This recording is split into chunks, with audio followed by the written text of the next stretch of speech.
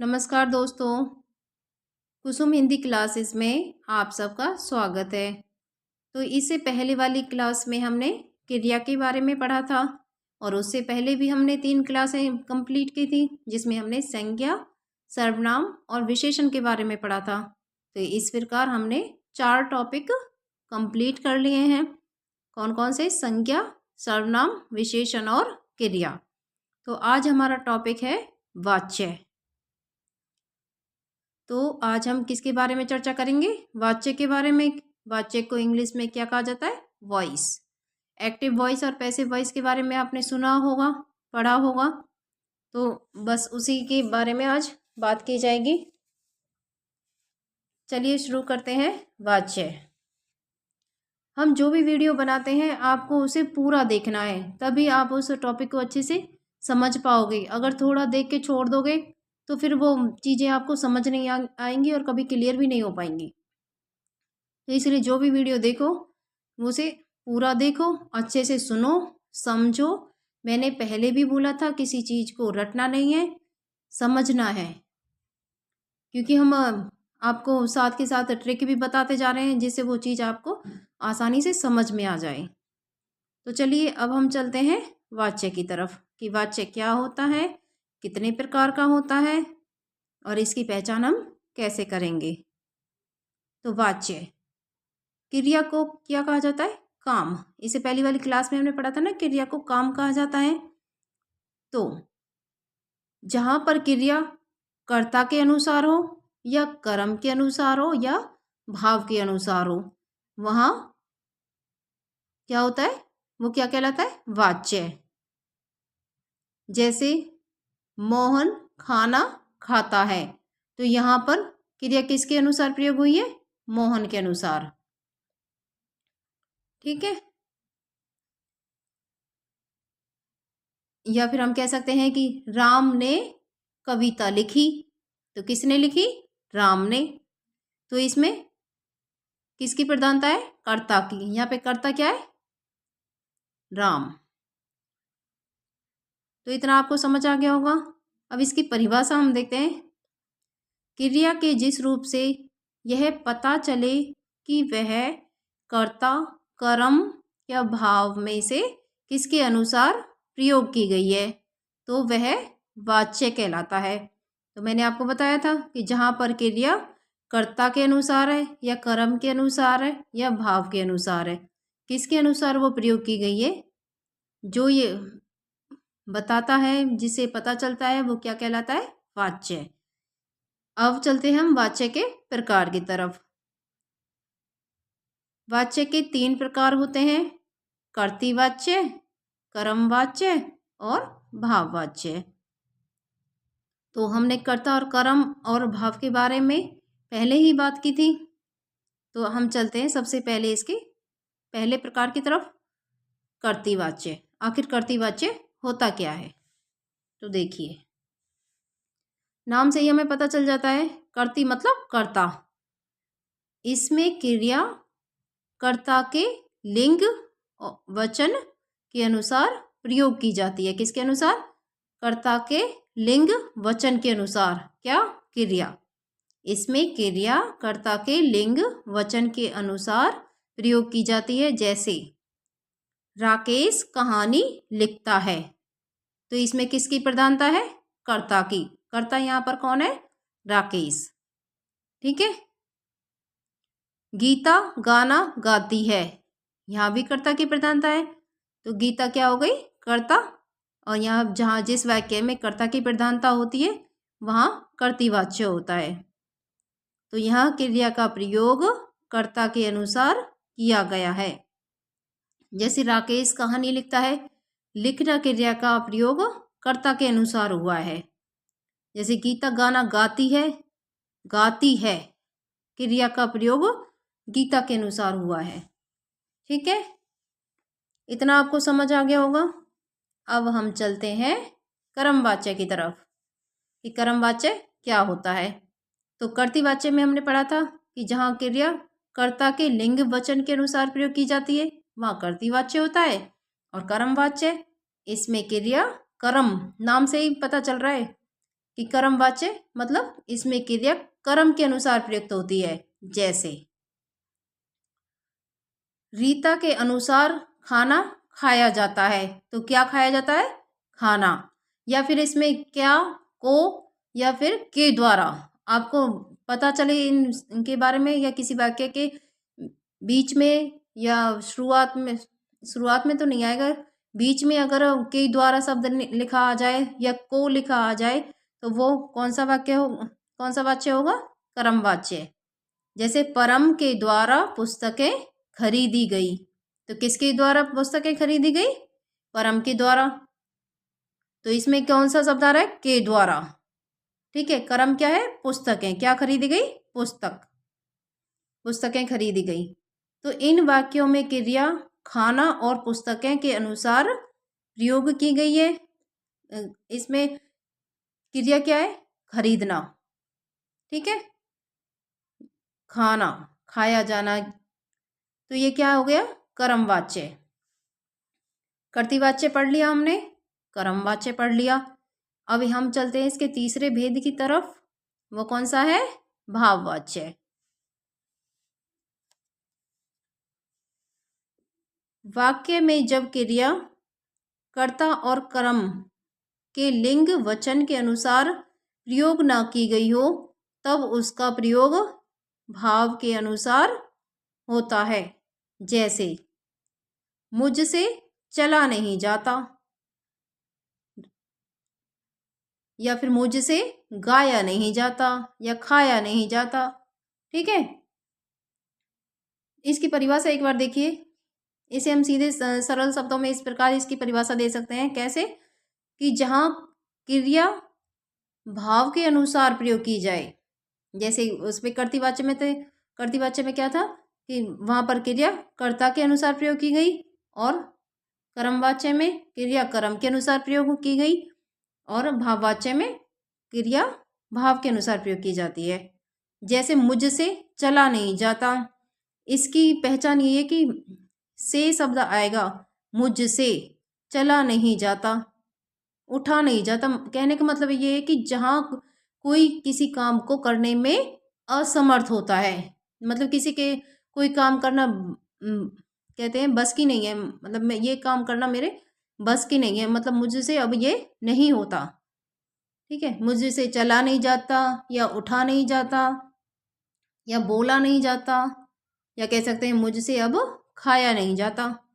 ठीक है, तो ये क्या हो गया? भाववाच्य। कहने का भाव की बात की जा रही है इसमें। ठीक है, इसकी ट्रिक हम इस प्रकार बना सकते हैं। इसमें तो के बी, के से कर्तृवाच्य, के से कर्मवाच्य, और बी से, या बी एच लगा सकते हो, बी से भाववाच्य।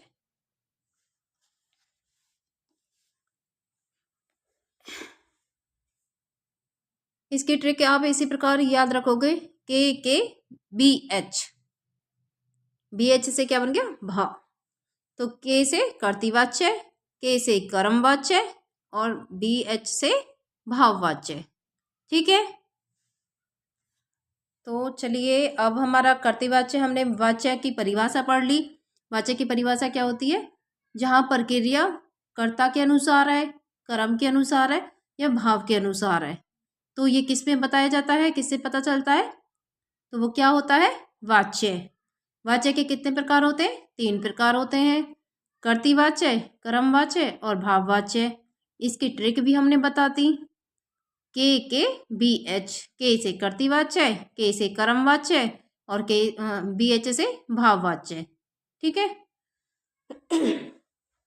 कर्तृवाच्य के बारे में हमने बता दिया, जहां पर क्रियाकर्ता के लिंग वचन के अनुसार होती है, या सीधे शब्दों में कह दो कि जहां पर क्रिया कर्ता के अनुसार होती है वहाँ कर्तृवाच्य होता है। ठीक है, जैसे राकेश पुस्तक पढ़ता है, या सोहन कहानी लिखता है, तो ये या क्रिया किसके अनुसार प्रयुक्त हुई है? कर्ता के अनुसार। ठीक है, कर्मवाच्य के बारे में कर्मवाच्य के बारे में हमने बताया था कि जहां पर क्रिया कर्म के अनुसार प्रयुक्त होती है। किसके अनुसार? कर्म के अनुसार। यहाँ पर इसकी पहचान है, या तो को वाक्य में क्या को निकल कर आए, ठीक है, या फिर के द्वारा लिखा नजर आए, तो वहां पर कर्म वाच्य होता है। परम के द्वारा पुस्तकें खरीदी गई, तो किसके द्वारा पुस्तकें खरीदी गई और क्या खरीदी गई? पुस्तकें किसके द्वारा? परम के द्वारा। लेकिन हमें इसमें क्या देखना है? के द्वारा शब्द देखना है, ठीक है। मतलब वो काम क्या कर रहा है? पुस्तकें खरीद रहा है, ठीक है। तो तीसरा है हमारा भाववाच्य। भाववाच्य के बारे में भी पढ़ लिया हमने कि जहां पर क्रिया भाव के अनुसार प्रयोग की जाती है वहां क्या होता है? भाववाच्य। मतलब कहने का अर्थ क्या है कि जहां पर क्रिया भाव के अनुसार, यानी अपने जो भाव होते हैं कि किसी से खाया नहीं जाता, किसी से बोला नहीं जाता, किसी से चला नहीं जाता, जहां पर व्यक्ति अपनी असमर्थता, किसी काम को करने में अपनी असमर्थता दिखाए कि वो अब कैपेबल नहीं है किसी काम को करने के लिए, ठीक है। जैसे बूढ़े लोग होते हैं, जो बुजुर्ग लोग होते हैं, वो कहते, आपने अक्सर कहते सुना होगा कि मुझसे अब चला नहीं जाता, या मुझसे अब, जो ज़्यादा ही हेल्दी व्यक्ति होगा वो क्या कहेगा? मुझसे अब उठा नहीं जाता, ठीक है। तो कर्ता, कर्म और भाव, तीनों के बारे में हम पढ़ लिया। कर्तावाच्य, कर्तृवाच्य, कर्मवाच्य और भाववाच्य, ठीक है। अब हम चलते हैं वाच्य परिवर्तन की तरफ। कर्तृवाच्य से कर्मवाच्य तथा भाववाच्य में वाक्य परिवर्तन किया जा सकता है। किससे? कर्तृवाच्य से हम कर्मवाच्य बना सकते हैं, या कर्तृवाच्य से भाववाच्य भी बना सकते हैं। कैसे? तो हम चलते हैं कर्तृवाच्य से कर्मवाच्य बनाना। नियम देखिए इसके कुछ रूल होते हैं, वो एक बार देख लीजिए।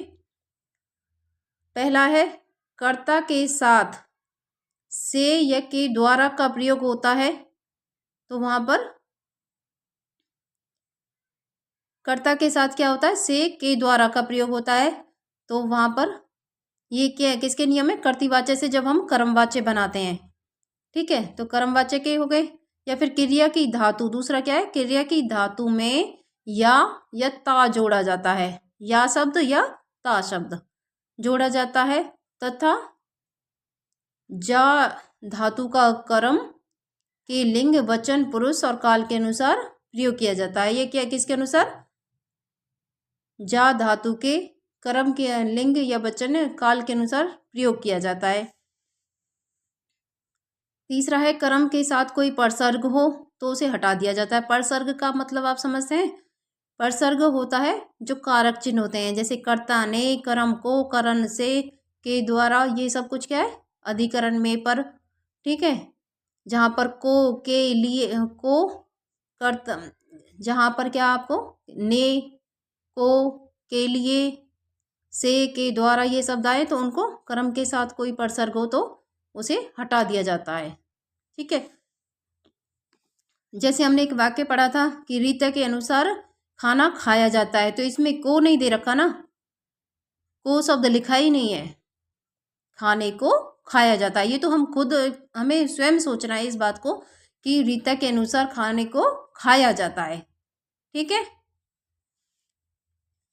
जहां पर के द्वारा लिखा जाए या फिर या ता हो धातु में जोड़ा जाता है तो वहां पर कर्मवाच्य होता है, ठीक है। अगर कर्म के साथ कोई परसर्ग हो, कोई कारक चिन्ह दे रखा हो तो उसको हटा दिया जाता है। अब देखिए कैसे चेंज करेंगे कर्तृवाच्य से कर्मवाच्य।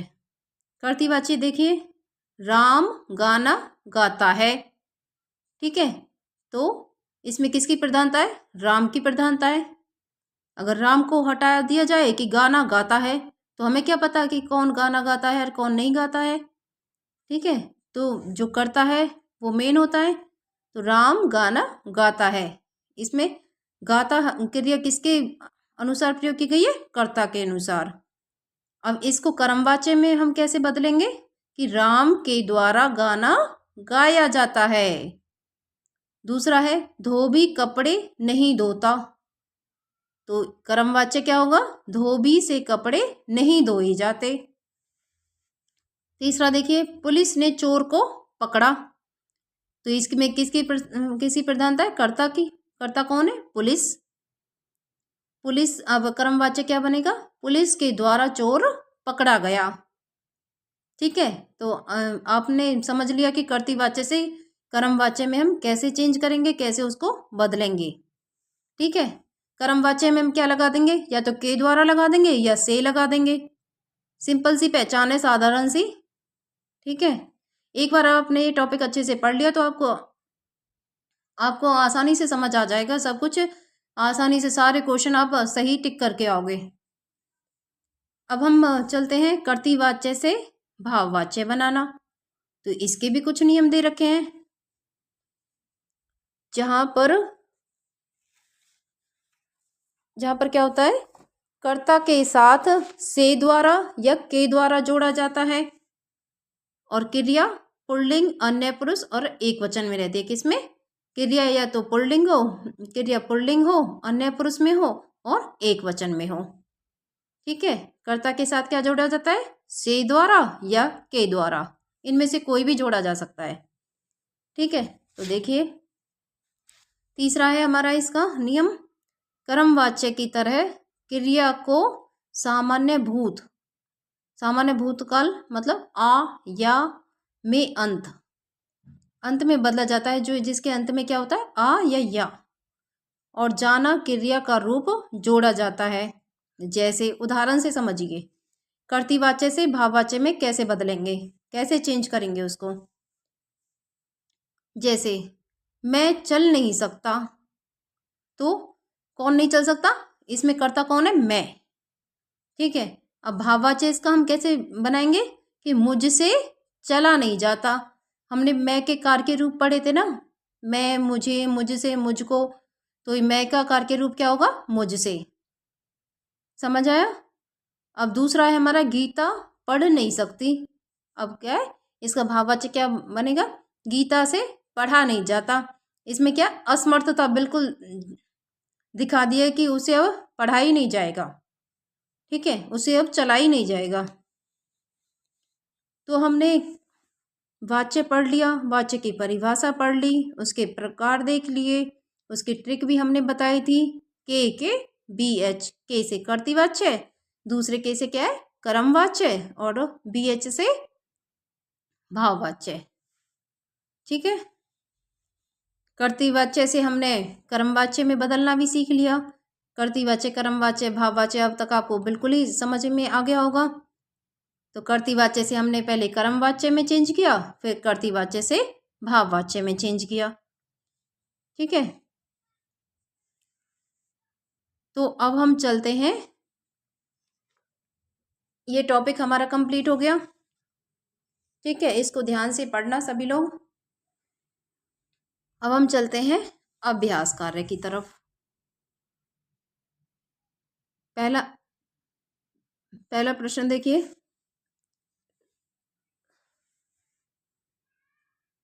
धोबी कपड़े धोता है। तो इसमें मेन कौन है? धोबी। धोना क्या है? क्रिया। ठीक है, और क्या धोता है? कपड़े। तो इसमें क्या, कौन सा वाच्य होगा? कर्तृवाच्य। दूसरा है, श्याम को पुस्तक पढ़नी है। तो किसको पुस्तक पढ़नी है? श्याम को। ठीक है, तो इसमें क्या होगा? कर्तृवाच्य,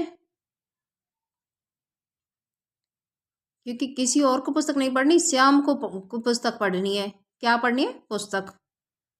ठीक है, अब हम चलते हैं, तीसरा हमारा प्रश्न है, मुझसे चला नहीं जाता। ये तो हमने अभी किस में बात की थी? कर्तृवाच्य में की थी, कर्मवाच्य में या भाववाच्य में? मैंने बताया था ना कि जहां पर आपको किसी व्यक्ति की असमर्थता दिखाई दे, किसी काम को करने में कोई व्यक्ति असमर्थ हो, तो वहां पर कौन सा वाच्य होता है? भाववाच्य। तो मुझसे चला नहीं जाता, इसमें कौन सा वाच्य होगा? भाववाच्य। चौथा प्रश्न देखिए, निम्नलिखित में से भाववाच्य का उदाहरण कौन सा है? पहला है, अब चला जाए, रवि सेब खाता है, तीसरा है मोना पत्र लिखती है। चौथा है सीता से खाया नहीं जाता। तो मैंने बताया था कि जहाँ पर असमर्थता आपको दिखाई दे वहाँ पर भाववाच्य होता है। तो इसका एग्जाम्पल है, कौन सा टिक करोगे? फोर्थ, सीता से खाया नहीं जाता। ठीक है, इतना आपको समझ आ रहा होगा। दिए गए 5वां क्वेश्चन है, दिए गए वाक्यांश का वाच्य परिवर्तन करें। अब वाक्यांश क्या है? नौकर घर की सफाई करता है, तो इसको हम किस में बदलेंगे? ये क्या है? कर्तृवाच्य है। अब इसको हमें बदलना है कर्मवाच्य में। ठीक है, नौकर के द्वारा घर की सफाई की जाती है। हमने बताया था ना कर्मवाच्य में कैसे चेंज करेंगे, वहां पर के द्वारा लगा देंगे हम कि नौकर के द्वारा घर की सफाई की जाती है। अब 5 क्वेश्चन हो गए हमारे। अब हम चलते हैं 6 क्वेश्चन की तरफ। जिलाधिकारी ने सबको उपस्थित रहने का निर्देश दिया में कौन सा वाच्य है? तो जिलाधिकारी ने, कर्ता ने, तो इसमें किसकी प्रधानता है? कर्ता की। कर्ता कौन है? जिलाधिकारी। तो इसमें कौन सा वाच्य होगा? इसमें ऑप्शन है कर्मवाच्य, कर्तृवाच्य, भाववाच्य या उपर्युक्त में से कोई नहीं। तो आप थोड़ा सोचिए इसमें क्या होगा, क्योंकि हमने वाच्य तो पढ़ लिया, कर्तृवाच्य, कर्मवाच्य, भाववाच्य तीनों हमने अच्छे से पढ़े हैं, आसान शब्दों में पढ़ा है। तो इसमें कर्तृवाच्य होगा।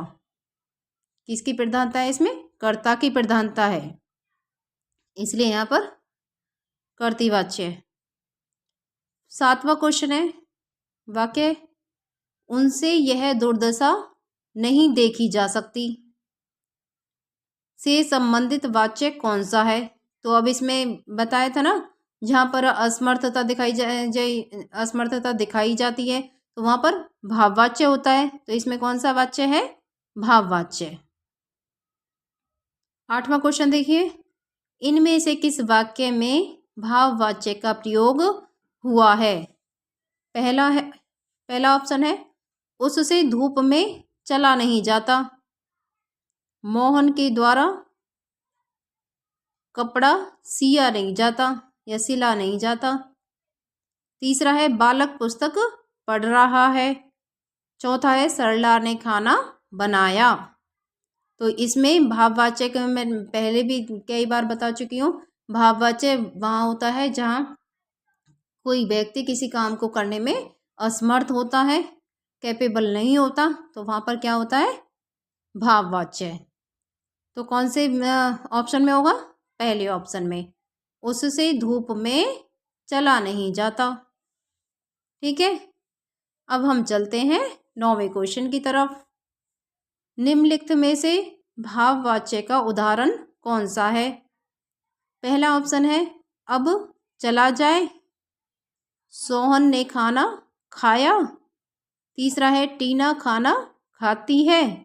चौथा है मुझसे गाया नहीं जाता। फिर आ गया हमारा भाववाच्य का उदाहरण। तो कौन सा ऑप्शन होगा? 4th question. वो क्या कह रहा है कि मुझसे गाया नहीं जाता, वो असमर्थ है गाने में। ठीक है, तो 9 क्वेश्चन हो गए हमारे। अब हम चलते हैं 10वें क्वेश्चन की तरफ। इनमें से कौन कौन से वाच्य के भेद हैं? पहला ऑप्शन दे रखा है कर्तृवाच्य, कर्मवाच्य और भाववाच्य, कॉमा है तीनों के बीच में, कर्तृवाच्य कॉमा कर्मवाच्य कॉमा भाववाच्य। दूसरा ऑप्शन है संज्ञा कॉमा सर्वनाम। तीसरा है कारक कॉमा वचन। फोर्थ है कर्ता का काल कॉमा क्रिया का फल। तो आपने वाच्य अच्छी तरह से पढ़ा है, अच्छी तरह से सुना है। ठीक है, तो इसमें कौन सा है वाच्य का भेद? 3 भेद बताए थे ना, के बी एच। के से क्या बताया था? कर्तृवाच्य। दूसरे के से बताया था कर्मवाच्य और बी एच से बताया था भाववाच्य। ठीक है, तो इसका हमारा कौन सा ऑप्शन ठीक होगा? पहला ऑप्शन हमारा बिल्कुल करेक्ट हो जाएगा। ठीक है। अब जो एचटेट होता है उसमें क्वेश्चन कैसे आते हैं, या डीएसएसबी या केवीएस के जो पेपर होते हैं उसमें क्वेश्चन देखिए किस प्रकार आते हैं। जैसे हमारा 11वां क्वेश्चन है कि वाच्य के कितने भेद होते हैं, तो ऑप्शन दे रखा है 1, 2, 3, 4। तो हमने पढ़ा है के बी एच, तो कितने भेद होते हैं?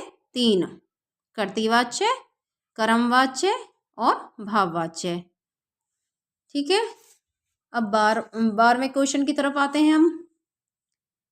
जब क्रिया का प्रयोग कर्ता के लिंग, वचन और कारक के अनुसार होता है तब कौन सा वाच्य होता है?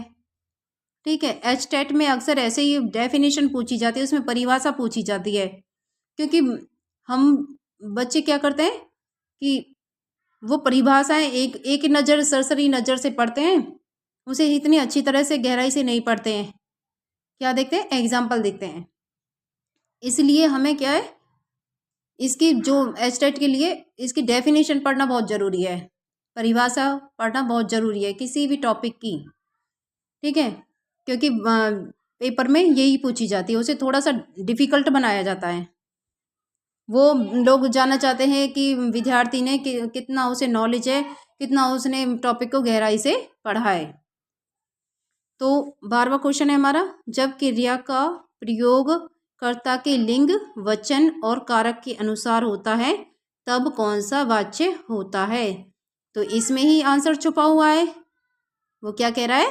जब क्रिया का प्रयोग कर्ता के, तो हमारा आंसर कौन सा हो जाएगा? आपको समझ ही आ गया होगा, फिर भी एक बार मैं ऑप्शन बोल देती हूँ। पहला है कर्मवाच्य, दूसरा है कर्तृवाच्य, तीसरा है भाववाच्य और चौथा है मिश्रवाच्य।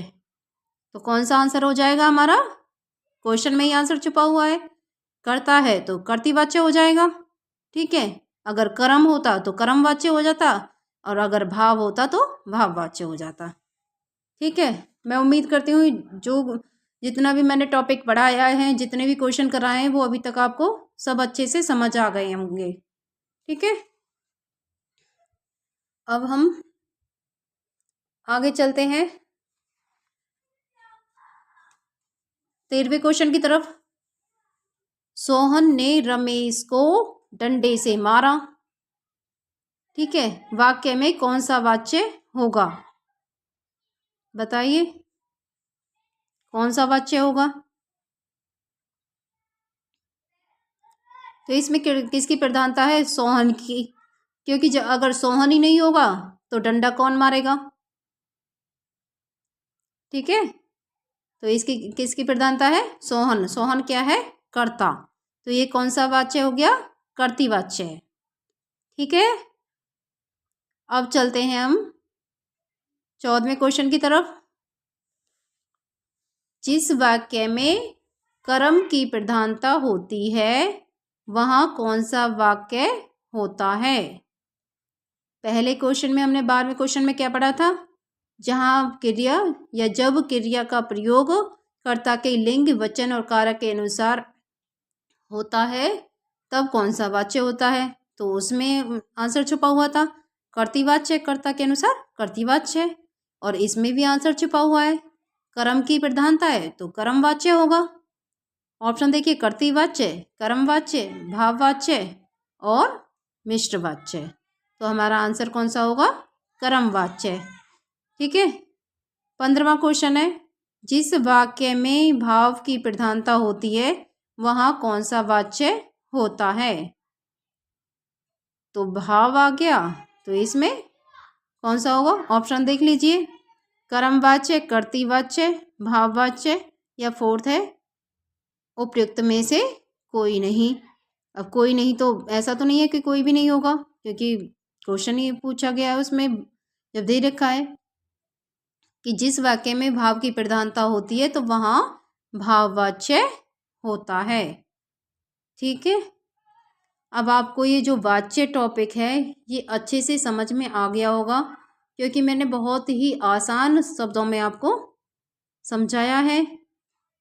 ठीक है, तो जो भी टॉपिक है आप उसे अच्छे से पढ़ना, समझना, किसी भी चीज़ को रटना नहीं है, ठीक है। हमें उसे अच्छे से पढ़ना है, समझना है। अगर फिर भी कोई डाउट रह जाता है तो आप कमेंट करके पूछ सकते हैं, ठीक है।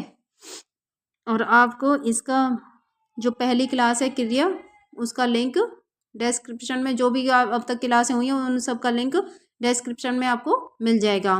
तो वहाँ पर जाके आप जो भी टॉपिक आपको पढ़ना है, समझना है, देखना है, तो वहाँ पर जाके आप उस लिंक को क्लिक कीजिए और वो टॉपिक आपके सामने होगा,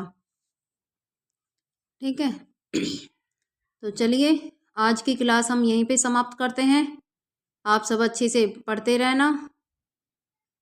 उम्मीद करती हूँ नए साल में सभी स्वस्थ रहें, सब अच्छे से पढ़ते रहें, सबको अपनी मंजिल आसानी से, मेहनत आसानी से नहीं, मेहनत करके मिलेगी मंजिल, अपनी मंजिल को प्राप्त करें।